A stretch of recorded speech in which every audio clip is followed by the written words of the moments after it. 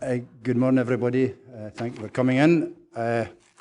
Usual preamble, I'd like to remind everyone present at this meeting will be recorded and will be subsequently available for the public to listen to. So, we are. Claire? Chairman, 12 members present, Councillors Brodie, Karen Carruthers, Dick, McGregor, McCutcheon, Scobie and Stitt aren't present, but I've not received apologies. Apologies. Sorry. Jock, you first.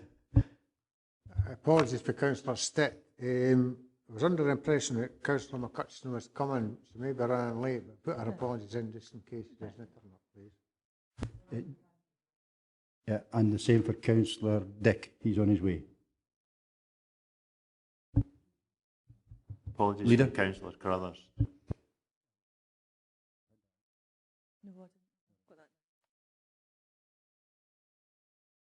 Councillor Scobie, is anyone aware of his? Yeah. Did you say are having a problem?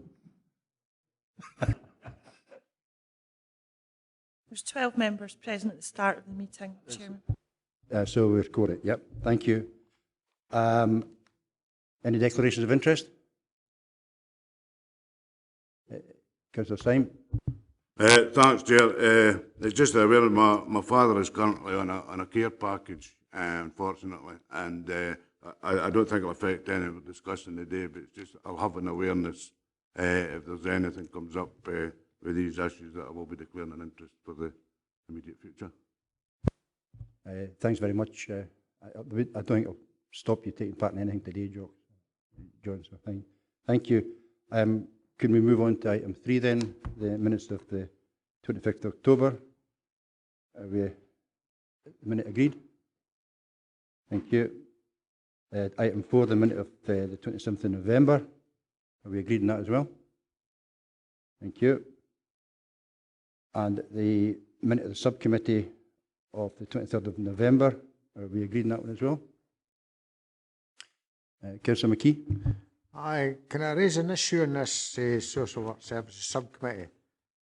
We bring the minutes to this committee, and I've got concerns that there was, 5 or 6 of us attend this committee, and we've no guidance from social work at all.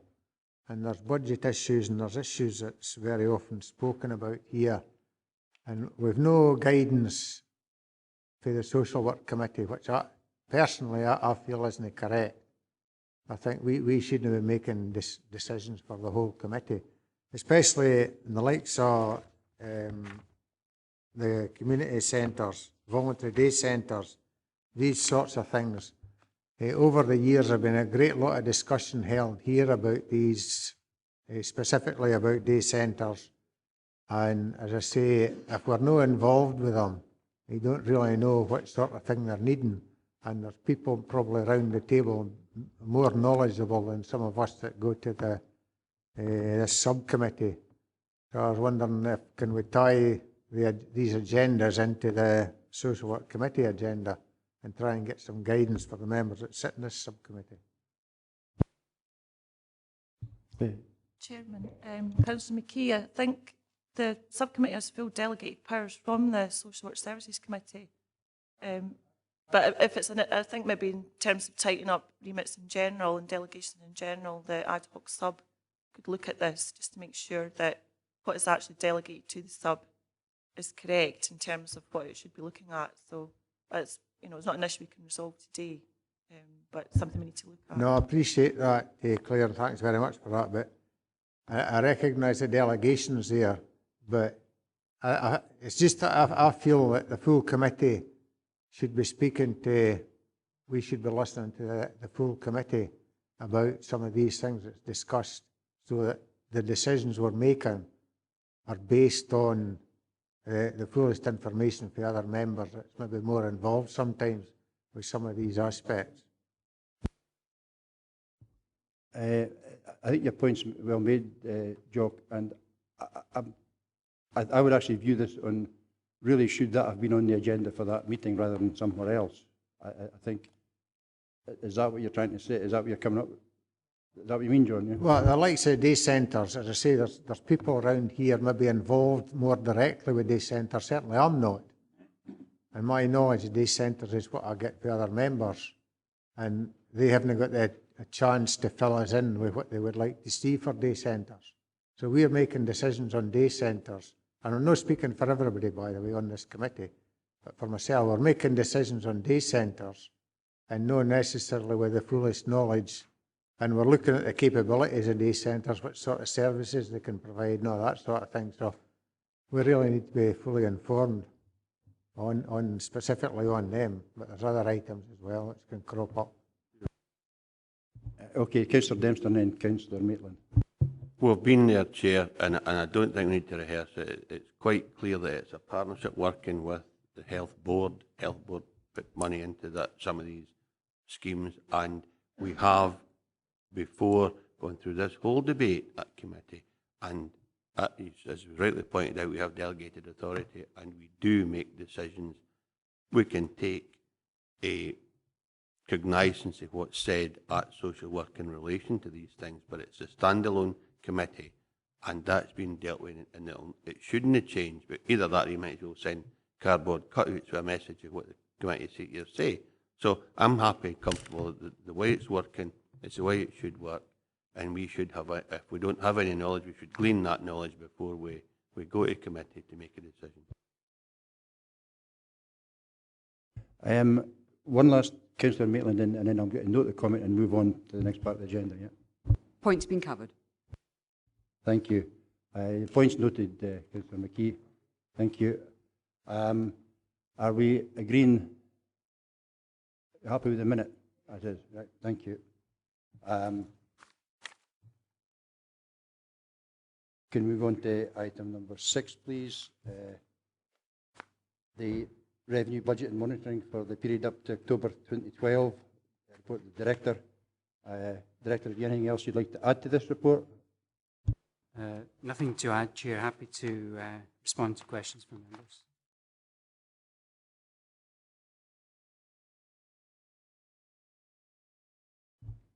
Councillor McKee.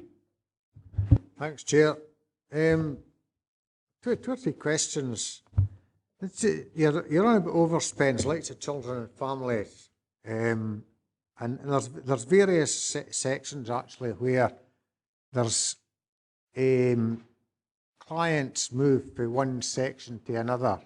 You get maybe they've been in care and they're now going into personalisation and all that sort of thing. Is there any reason why the money can't follow them? You know how you get an underspend in a section because the person receiving the service has moved to a different section, but the money stays in that section. The likes of out-of-region placements, maybe come back into a region and they get into foster care, but the money used in out-of-region placement doesn't follow them into foster care. It's a separate budget. Is there any reason why that can't be moved and wired as these things happen? And this personalisation seems to be, I didn't disagree with it by any manner of means. It seems to be, the cost sometimes seems to be getting out of control. Is there any control on it? And given that we are kind of guinea pigs for it, if you like, are we in consultation with the Scottish Government as to how it's operating and the costs involved? If it's costing us more than anticipated, we should be telling them that. And they should either be reimbursing us or telling us to stop or giving us advice one way or another. I think we need to be in consultation with things like that. And the last thing I want to raise is on page 25, you're reducing all areas of discretionary spend. And you've got various, under budget detail, you've got various headings. And it's very much like you used to get budgets with miscellaneous. And miscellaneous was the biggest spend. And nobody knew what miscellaneous was. You've got a number of headings there. Is there any chance that can be broken down to be more identifiable as to where the spend actually is? And we could have a look at it and say, right, we don't need to spend there, just cancel it altogether. or reduce the spend on that part of the service, if you like. Thank you, Director. I think there's 3 questions there. I think, yeah. Director? Thank you very much, Chair. If I could maybe take the third point first, if I may, and the answer is straightforwardly yes. We will provide that more detailed breakdown. That's not difficult, Chair. Going back to the first point in terms of movement, when people move from one type of service to another, does the money go with them? I think where someone has a personalised package, the money is effectively attached to them as an individual, so that happens as a matter of course. I'll come on to the issue about cost controls on that in a second. Where people are not on a personalised budget, which effectively is their individual budget, it remains the council's budget. There's no reason why, as officers, if we are keeping a close review on how spend is moving, and we see that there's more spend falling in one area than in another, and that may be to do with changes in the way that we do business, and we're supporting people from one pot of money rather than from another. There's no reason why officers could not do small-scale incremental environment to reflect that. We've got some limited authority as officers to vary money without going back to committee for approval. And we'll certainly take that point back to the Risk Enablement and Management Group to emphasise the importance of doing that. Where it becomes a larger sum, then we're obliged to bring that back to members to seek authority. But I think the point is a very constructive one, Chair, that if officers are kind of on top of things on a month-to-month basis, if you like, it may actually do away with the need to bring back requests to members to vary money. The last thing I would make, though, is a cautionary note. If I would take just a simple example, home care for older people, there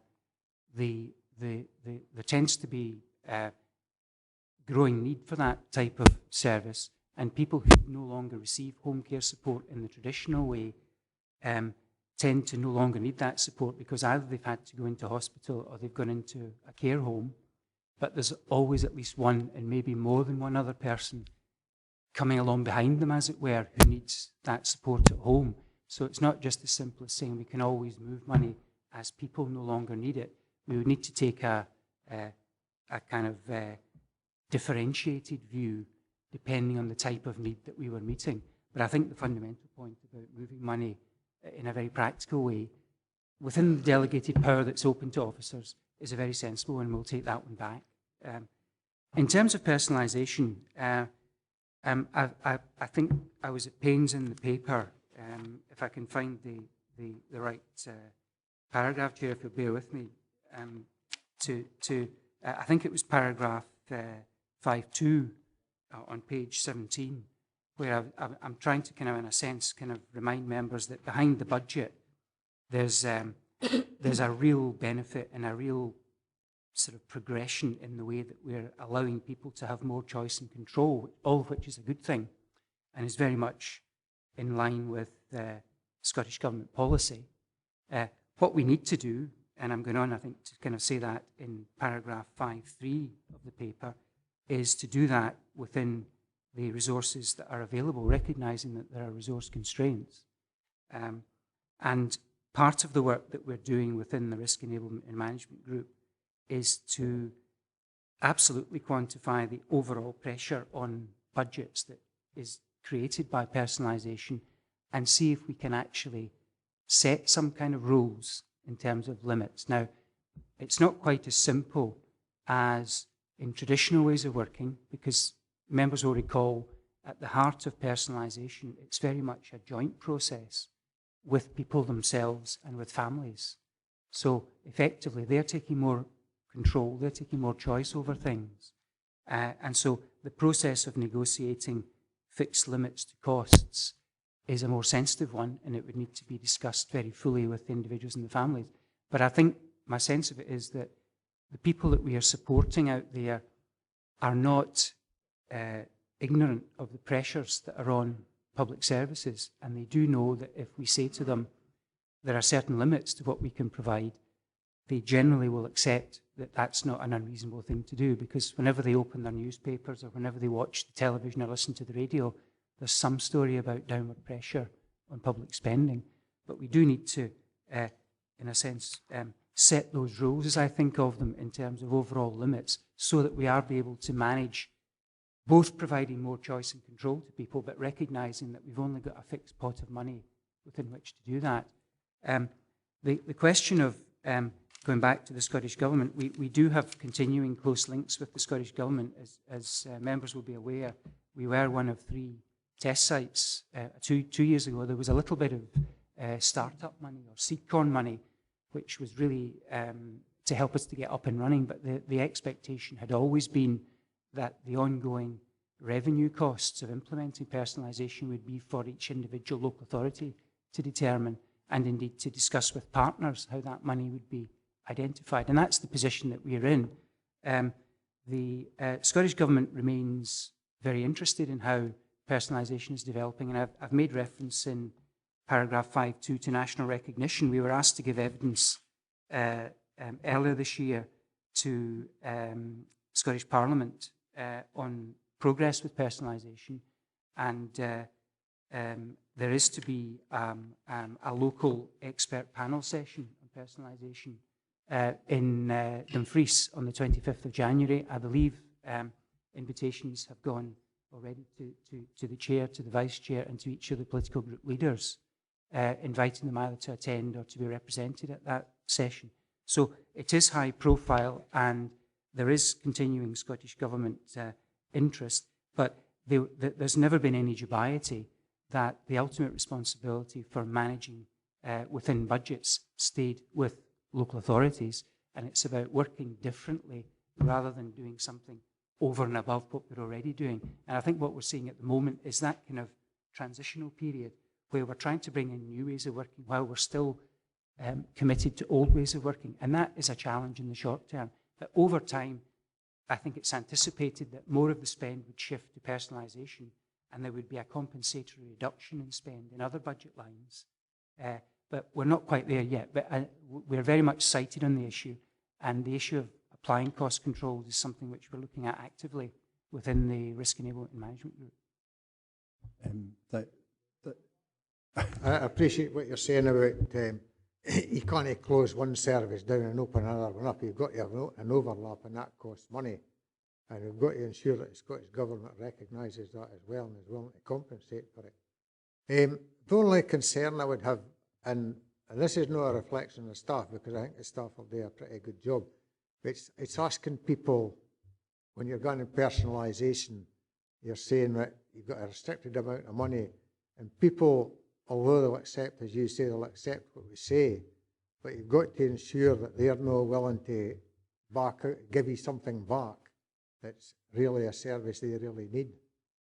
I wouldn't like to think that people would be put in that position. And I'm sure the staff will recognise that as well, but they need to be told that at the end of the day, the service to the customer is the most important thing, and the budget will go up the road and have it with them. I'm happy to give that assurance, Chair. Thanks very much. Move on now. I have a number of speakers wanting to get in here. Before we do, the seminar in January, if you're minded, we could maybe see if we can get some more spaces for members of this committee. Would that be possible, Chair? I think I got an email about it, actually. I certainly know about it. So we know about it, but if we invitations, I think that was the thing, Joe. I'll have a look at the emails. If I can get that far. Okay. Right. Okay. Chairman, can I just say that members are attending the seminar, it needs to be authorised by the committee in terms of approved duty. It doesn't matter. Attendance at seminars required to have committee approval. That's just a second. Yeah, I'll let you introduce in 2 seconds, Jim. That's exactly why I asked the question, if members were minded for us to seek spaces for everyone to make sure they've got formal invitations, because it has to come through here. That was my understanding. So if we're minded, we can go down that route. Yeah. Okay. Right. On the same matter, yeah, because of a number of speakers waiting to get in. Aye, no, it's just that I understood that it didn't need to be an approved duty if we went in our own time voluntarily to a free event. It's only an approved duty if we intend to submit expenses. There's no restriction in us going if we do that at our own cost in our own time. You're quite correct, Councillor Dempster. It's for the payment of expenses. It requires to be an approved duty. Very quickly, John, was there something you wanted to say on that? Well, no, I think Claire's covered the position very, very well, but formally, I think the invitations went from the Open University, which is one of the partners with the Scottish Government and ourselves, to a list of invitees, and we asked if we could ensure that if it hadn't already happened, that elected members of the council had the opportunity to go along, and because it's in a venue with fixed numbers, I think it's the Cairndale Hotel, if I remember correctly, and I think the maximum is 100, and I didn't want them to have, invited 100 people before any elected members got a sniff, and I got the word back that that wouldn't be a problem.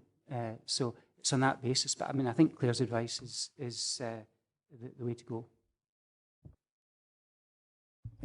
Just on that, and Claire, so if we've got consensus that we should actually seek places, if there are places available, then that's okay. Yes, that's correct. And then members can claim the travel expenses for attending. That was just my point. Not everyone claims for travel expenses. Okay, thank you, Claire. I've got Councillor Dick, then the leader, then Councillor Martin, then Councillor Wood. Okay, in that order. Thank you. Thanks, Chair. Just to reference the point raised about 5.4, the corresponding reductions in spend between home care, respite daycare services and personalised packages. It says that the reduction is not apparent in all cases. I really want an awful lot more information on that, because that's an accounting issue. What sort of sums are involved? Have we effectively double accounted through inadvertent accounting procedures? I think it'd be helpful for members to have some kind of explanation, perhaps out with this committee, about exactly what we're talking about here, because it certainly raises concerns over financial management. If we could turn to the management control, could I ask where these bullet points, where sits procurement, and also ask whether, and it may be appropriate to be within here, whether we maintain an appropriate inventory of supplies and equipment, what we buy, where it is, whether we make sure that when we're moving premises that that equipment or furniture or whatever it happens to be goes with it, so that we're absolutely sure that we're making best use of what we've purchased, and ensuring that it's used to its maximum capacity. John? Thank you, Chair. As far as the first point, more information about the interaction, I suppose, between the personalisation costs and other costs, happy to provide more information on that. As I said, in response to Councillor McKee's question earlier, we are very much cited on that within the Risk Enablement Management Group, and I'm happy to do a note, which I'd be happy to share with members of the committee when we've done that. Insofar as the linkage with procurement, I think I take Councillor Dick's point, and I think it's looking at page 25 of the papers. There isn't, if you like, an explicit link there, but I think what I would say, I think, is that in relation to the first area of potential savings, which is identifying, which is the review of high-cost packages, that's taking us into the area of more efficient procurement. So what we're aiming to do is to take the learning from some of the short-term work that we're doing, where we can reduce the costs of high-cost placements without placing individuals at risk in this financial year to help us with the short-term problem, and take that learning into what that tells us about the contractual arrangements that we have with providers in the medium to long term. So our commissioning colleagues are very much engaged with us on that piece of work, and that will, I think, help us to engage more efficiently with providers, and therefore help with that procurement issue that Councillor Dick raised. In terms of the last point, in terms of inventories of equipment, Councillor Dick and I have already had a conversation, if you like, offline on this one, and I am doing some work at the moment to collate information on a number of aspects of that. The two specific areas, if I recall, but Councillor Dick will correct me if I miss anything, were to do with how far we reuse aids and equipment for disabled people. So if we've issued people with aids for daily living through the community equipment store, if it's still got some working life in it, if it's still serviceable, how good are we at taking that back and making it fit for purpose again so that it can be reissued rather than more equipment going out? So we're doing some work at the moment just to quantify the extent to which we do that. And the other one in terms of do we have an inventory of equipment? So, and yes, if we're moving offices, obviously, we do maximise the extent to which existing office equipment, furniture, etc., is moved and used again rather than re-equipping if we are moving. Because the whole intention of that is to operate efficiently, and it would reduce our efficiency in getting out of one set of premises if we were simply adding to our equipment costs. So we are very much on that. Thank you, Ian. Yes, okay. We've got the jacket off, boys. We're in business now. Leader. Chair, it's in relation to the underspend in agency placements under 4.3. Is that through fewer people actually using the service because of the fact you're looking further down at 4.4, you have an overspend which is in field work and assessment, and at 4.5 there's I think about £53,000 of the overspend. Is that directly for fostering, as it quite clearly says that there's a cost impact on other areas of the budget such as fostering and assessment and field work? Is it a direct cost transfer between the two? Because one of the things that we were told was if we brought more services into Dumfries and Galloway, there would be a cost saving.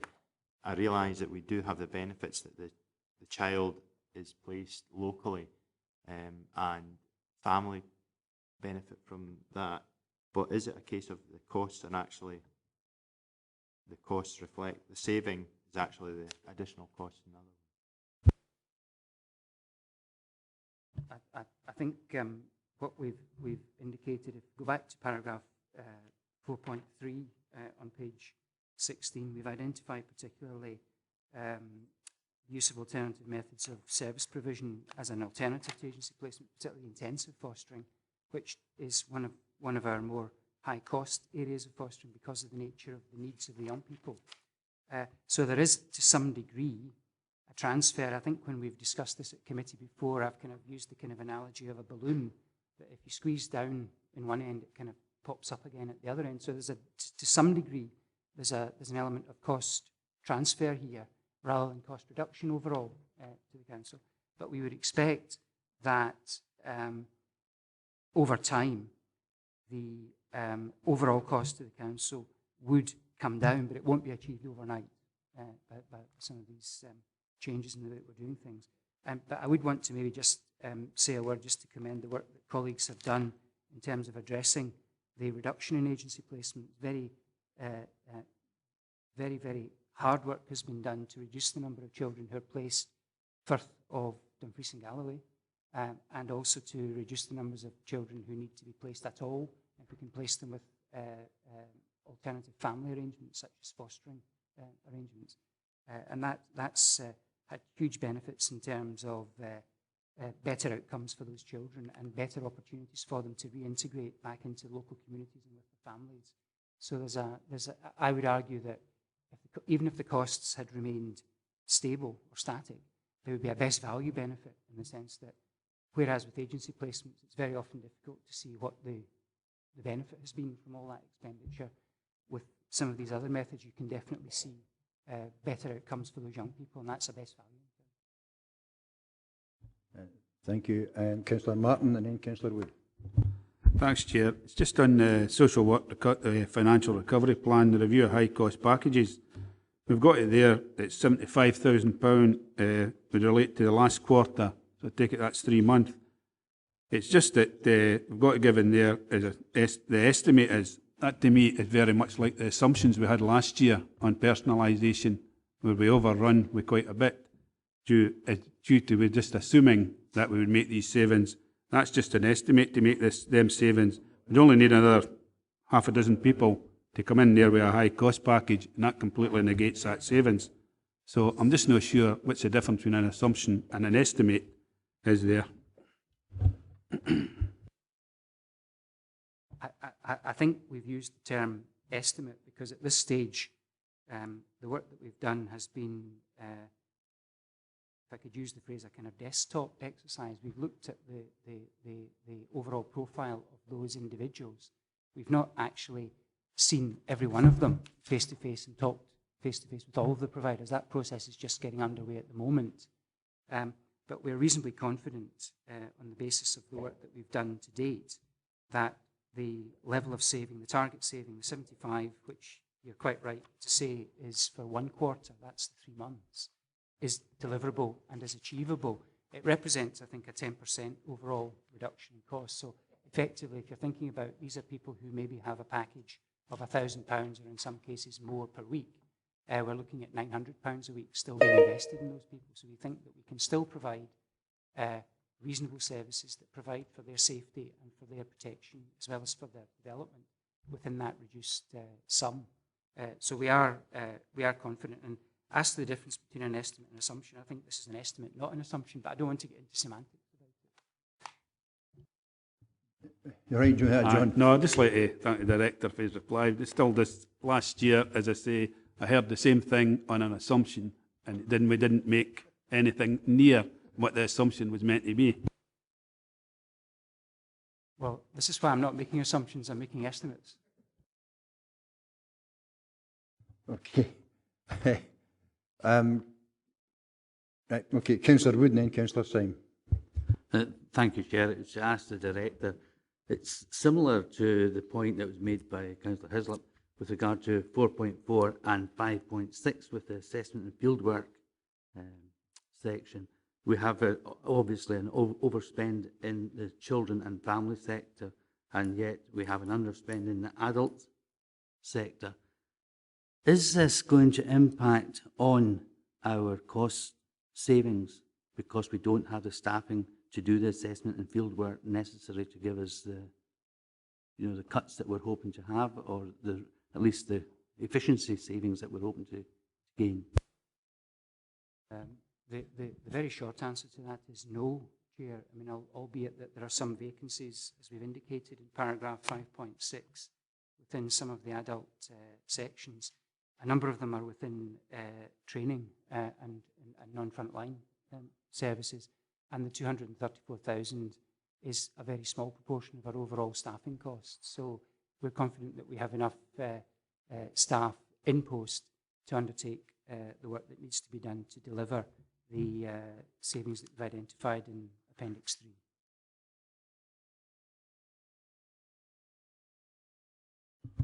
Thanks, Chair. Again, on the agency placements 4.3, I know we've tried long and hard, and one of the changes has been that we were looking at private providers that were working in region that were normally looking after half a dozen 8 kids that came from another local authority. I'd like to ask John if he's still working on that. I know that myself and him and one of the officers had a couple of meetings on that, just looking where that would fit in. And I think the sort of prices they were charging at the time had a lot to do with not using them. I'd just like to know where we are with that, because we were going to have another seminar to engage with the private providers that never really happened. And it's on the outer region as well. There's massive costs involved for contact visits, transport, different things, social work, still involvement. If there's any added supports for these kids, it isn't that the agency don't pay for it, we do. I just want to know where that is within the budget, because I never really seem to see where that ties in. And just another wee question and another thing, and I'm glad to see that on 8.1 you've recognised that welfare reform is anticipated to have a major impact on how social work resources are used. I'm actually seeing it in the doorstep at the minute. A lot of people have had their job seekers cut, and I know that even the RSLs are in a wee bit of panic of how this bedroom tax is going to come in, because I'm in an area where they said it would be greatly affected. How are we going to recognise and monitor that, because it's happening now? So the first question was, are we still engaging with private providers in region? And the second question, how are we going to monitor the impact on the welfare reform? Because it's really happening now, and what effect it will have in trying to achieve these savings. On the first question, yes, we are still working closely with the providers within Dumfries and Galloway. If you're happy to deal with it in this way, Chair, I'd be happy to put together a short briefing for members in terms of where we are with that and share that offline. As Councillor Syme says, one of my senior officers is in regular discussions with the in-house providers, the private providers rather, within the authority on the point that he makes, and I'd be happy to provide that information. I think there was a second point before welfare reform, which was where do the costs associated, the expensive bits to do with out-of-region placements show on the accounts. Just on that, we've got families for contact and stuff. If they're up in Aberdeen, if you take that over, say, a year and a many families in that, plus I know some will get paid hotel bills and everything. It's quite a lot of money, but I don't really see where it is in any of the reports on the agency placements. I think that's a very fair comment. I think the summary information which is available doesn't provide that level of detail, but I think I'd be right in saying that it sits probably somewhere within the general assessment and fieldwork costs, because it will include, expenses that staff incur legitimately, in terms of doing their job, in terms of supporting the young people when they're out with the authority. And it may be that that's one area where the overspending within assessment and fieldwork reflects some of those pressures on the budget. If I could turn to welfare reform, clearly there is quite widespread concern about the impact of welfare reform, not just now, but also into the future. The Council is adopting a corporate approach to this, so we anticipate that the local authority as a whole will experience greater demand as a consequence of welfare reform being fully implemented. I guess that some of that demand will come in through a door marked social work, Chair, for various reasons.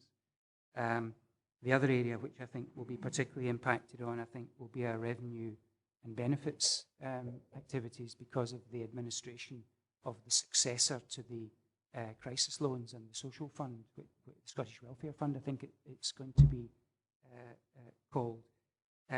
And we're very much aware, I think, at corporate management team level, that we need to ensure that we have in place measures which allow us to deal with the additional demand and the additional work pressures which we think will come to us, but also be able to stick to the strategic direction of travel that we've set. So, for example, in relation to social work, making sure that we aren't blown off course on the change programme for social work, to ensure that we continue to develop a capacity to intervene early, that we're able to further extend personalisation, that we're able to work in a better integrated way with all of our partners, and that we don't lose sight of all of those issues, and that we are able to engage with communities.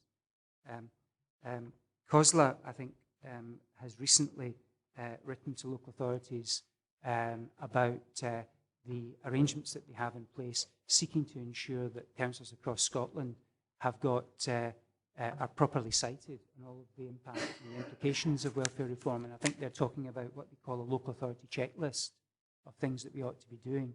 And I know that that's something which has been looked at within the corporate working group in Dumfries and Galloway, which is looking at that. But I think members are quite right to raise concern about it. It is something which has the potential to place quite heavy demands, not just in social work, but in a number of other council sectors. Thanks, John. Just before I move on, the briefing you're talking about for social work specific issues in welfare reform, that's welcome, and maybe just ask you to expand that to include all councillors, not just the social work committee, because it will impact on every single one of us. Now, I have a couple of speakers again. I've got the leader, Councillor Dick, and then Councillor Maitland. Yeah. Chair, it's with regard to some of the service issues and pressures. At 8.1 we see demographics being a big player in this, and I think if we look down at 8.2, we've actually been performing well with regard to our over 65s with intensive needs in their own homes, and somewhere in the region of 16% on that indicator, above the national average. I think that's a piece of good work we've done. I realise this will be a pressure in the future, and hopefully we can find ways to actually make sure that we keep that level of service. Thank you, Councillor Dick, and then Councillor Maitland. Thanks, Chair. It's just picking up on the point I spoke about before on the personalisation and the accounting of, sorry, excuse me, on 5.4. I was just actually looking at Appendix 1, and you maybe just include the answer in the fuller explanation you give later, Director. But just as an example, if you look at the children with disabilities personalisation, in fact, if you look at personalisation under every category, the budget is tiny compared to the outturn variance. But just sticking with the children's there, if you add up the underspends in the top 3, children with disabilities, home care and direct payments, that comes nowhere near the overspend in children with disabilities personalisation. Now, I may be over simplifying it, but that's the kind of thing I need an explanation of. If the personalisation spend has gone up, where is the corresponding saving from the packages that used to be provided? That's the kind of explanation I need. Okay, thanks. Okay, thanks, Ian. Councillor Maitland. I've been grappling with this whole business about home care, internal and external home care, and we commission £6.7 million worth of care and support services from DG First. That's the budget that appears to be in DG First, roughly. That's the line, and they're going to report an underspend of £250,000 today, and we overspend on external home care. Clearly, from this budget here, the projections are that we're going to overspend on that. I would like you to help us, Director, to kind of understand the issues here, because the other thing that's going to be asked for through home care in DG First is assistance with a new system to bring their services and the way that they operate their services up to date. They want that from the Change Fund. And also we're told in DG First that they will use their underspends to balance their budget. So I just need to understand, I think, really, how this all impacts and the relationship between us and them, so to speak. I think it will be very helpful, particularly for those of us who are going to go on and listen to DG First this afternoon, to have a bit of an explanation about that. Please. John? The sum, 6.7 million, I think Councillor Maitland quotes quite correctly, which is in the activity-based budgeting analysis for the present financial year, doesn't feature within the budget monitoring which comes to this committee. So effectively that money is part of DG First's budget, and it pays for the delivery of the in-house home care service.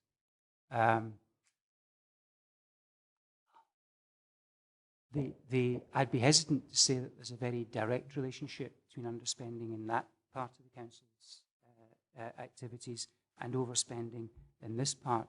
But I think that there is probably an argument that could be put that the cross-referencing between social work budget pressures and the delivery of the in-house home care should be more explicit in the way that information is reported to members. I've certainly argued in the past that if the council has, as it has, adopted the strategic commissioning and delivery model, in this instance, Social Work Services Committee, through myself as director, would be the commissioner, and DG First Management Committee, through Bill and his staff as director and so on, would be the deliverer of that service. And it ought perhaps to be more explicit that the relationship in how the money moves reflects that. At the moment, it doesn't. And I think that's a gap.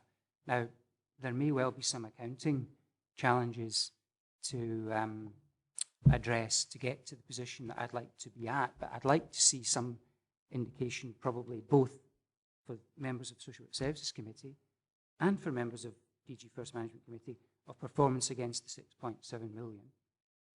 And if there are efficiencies, if there are underspends there, then it may be that how that's dealt with is obviously for members to determine, but they have more explicit information about how those underspends have been arrived at and how that might be used to the benefit of improving services for vulnerable people.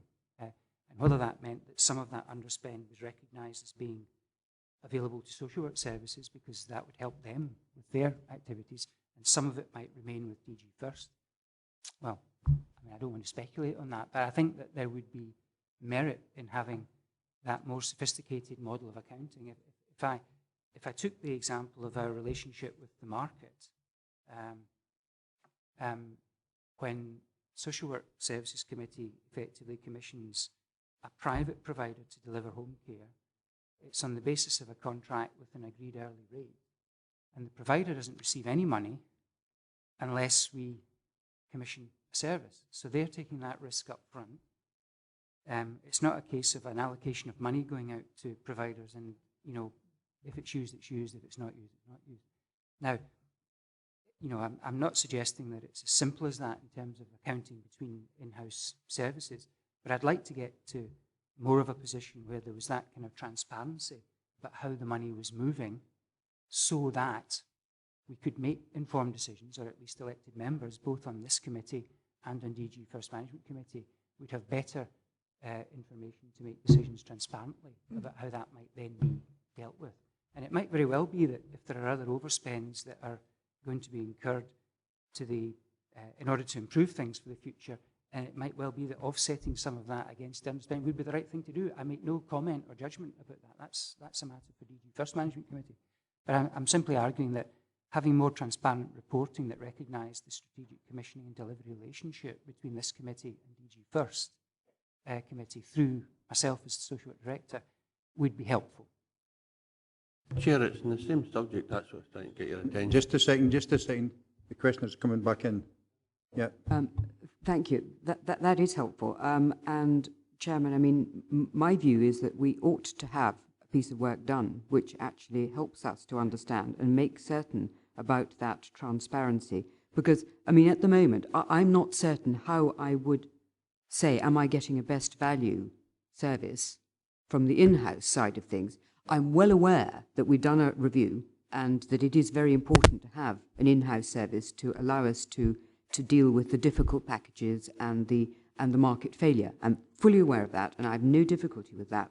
But at the moment, there is this anticipated underspend, which is being used or could well be used. It's anticipated. It's in here in the papers that it may well be used to deal with an overspend in the refuse collection.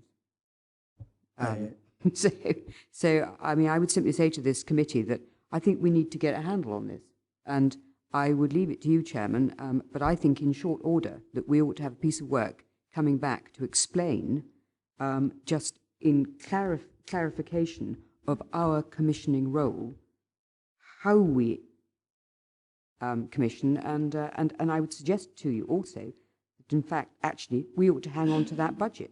We ought to know. The budget should not simply be handed over in this manner, without us knowing what we're going to be buying for that. It could be that it's a core costs and that you then add on at the margin as you spend. I understand that. But the arrangement we've got here is not transparent. I don't know if I'm getting best value. I think your point's well made, and I'll let you just a second, Jim, because the question has already been raised between a meeting between the two directors and the chairs and vice chairs of the two committees, between DG First and this committee, and that exact same question was posed, and what we're faced with apparently is a raft of extremely complex legislation that we'll have to work our way through. Now, I'll take advice outside this meeting as to the best way forward, because we need to ensure, absolutely right, that we are getting best value, not only from the providers out there in the third and private sectors, but also from DG First. So I'll make the commitment to take that on board and get something back here as quickly as we can. Okay? Now, I've got two speakers wanting to come in. I've got Councillor Dempster and then Councillor Dick. Thanks, Chair. And just on the point that Councillor Maitland raised, as soon as you start talking about DG First Committee, half of us are left out of step because we're not in that committee, we don't have the papers. But it may be that, sorry for you having them, Jane, you can't wave them at me, I've not got them. But if there is a report to DG First relating specifically to social work issues, we should be provided, I would have thought, with a copy of that report so that we were appraised. And that's maybe one of the difficulties that we experience because we can't possibly serve in every committee. The other thing is, and it may be too simplistic, but we should, everybody that commissions, they arrange a piece of work, the piece of work's done, then you get a bill for that work, and then you pay the bill. Why we should, that's what Jane was pointing out, why we should hand over 6 point whatever million pounds at the start of a year, to me doesn't seem the appropriate way to deal with an arrangement with a third party, and albeit the council, it's embodied in what we do, but we should still have a mechanism that the work's done, you get a bill and you pay the bill, and in that way the report would come back every month or every quarter telling us how much we had been billed for to that date point in time, and you wouldn't get a bizarre situation where DG First are ostensibly sitting with £250,000 that we could very much deal with and need, and yet they've got it and they're going to use it to offset some of the costs associated with their running costs or management or their department. I don't think that's right. I don't know how you resolve it. I'm sure it'll not be simple, but I think we need to look at some other way of paying bills without handing out a bag of money and waiting to see what happens at the end of a financial year. That was exactly my quite simple country boy attitude as well, Jim, and I'm led to believe it's extremely complex. It's not just quite as simple as that. So, as I say, I made the commitment. We'll get something back as a paper for this committee as soon as it's reasonably practical, okay? I think that's a good idea, Chair. And you don't go on about the heather ground in my lugs because everybody else is that. I have to. Councillor Dick. No, it was just on the point of best value. I had an extensive conversation sometime about another service, which was school meals, and it seems a very peculiar way of procuring services. It extends to a number of them, and I think the whole question of best value needs to be looked at over a number of services. Yeah, I agree entirely. Just as a matter of interest, can anyone tell us when the last time we had a best value review of DG First, and in comparison with the private important sector? Sorry. Again, we'll include that into the question that I asked about the whole process. Right. Thank you. Any other questions? Right, just a second. First time speaker, Mr. Scobie. Thank you, Chair. I'm turning to Appendix 3 rather than the narratives that we've been presented. It partially goes some way to helping out what does not complete or square the circle. I'm looking here at the levels of savings, and it's under the budget detail where it says there are 60 high-cost packages over £1,000 per week, which equates to a budget of over £3.1 million. And off that, it's being suggested that that the department could save £75,000. What it doesn't tell me is how many cases, because if the savings is to be found off the £60,000 or plus the 60 cases at more than £1,000, it doesn't tell me how much that service is costing. So I've got to see whether there's a net effect on the service that is being delivered and the impact of that. And as I say, it goes some way in giving detail without breaching confidentiality. So I think we need more detail on that one.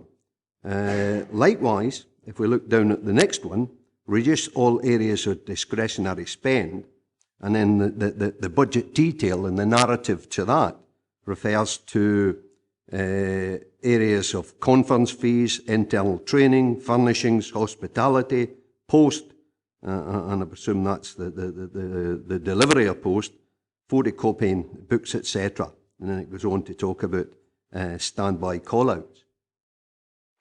Part of this would not have a direct effect on service delivery, in my opinion. And we see £150,000 off a £2.4 million, which equates to, in my calculation, less than 0.5% of the overall savings of 2.4. Now, what I want to see in the detail of this is the raw detail without, reference. And that's the whole thing, because 0.5%, we might be able to increase the savings on that if we knew what it was for, because I don't know what hospitality actually means and what the delivery of that is, nor the furnishings, internal trainings, or how many conferences. It doesn't tell me here.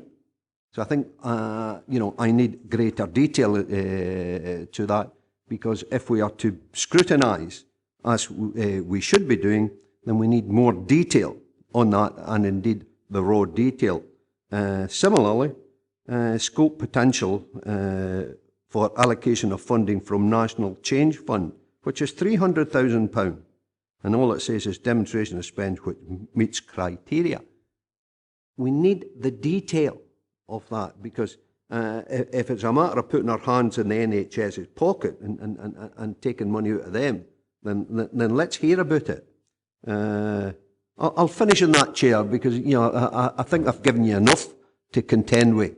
And being a simple person, I want to see the detail, and I think it's right and proper that every member here would want to see the detail of that in its raw detail, so that we can scrutinise what it actually means, both in terms of service delivery and what we can save on, if that is possible, rather than, so the document is helpful in that it goes part of the way, but it doesn't go the full way. So in the recommendations, Chair, I'm sure you will cover it and include that in it, that we do look for greater detail, not just the narrative at the front of the report. John? Chair, I'm happy to give an assurance to members that provide the level of detail that assists members to make appropriate decisions, obviously subject to the caveat that we want to protect individual confidentiality, and I think that's the point Councillor Scobie himself recognised in the early part of his question. Just to clarify one point, I think if we go back to Appendix 3, I think I've lost it now, but never mind, I'll find it. Here it is. The figure in relation to discretionary spend, the 150,000 is a 1/4 figure, so that would factor up to 600,000 in a full year on a 2.4 million budget. So it's actually quite a big chunk of pressure. That's roughly a quarter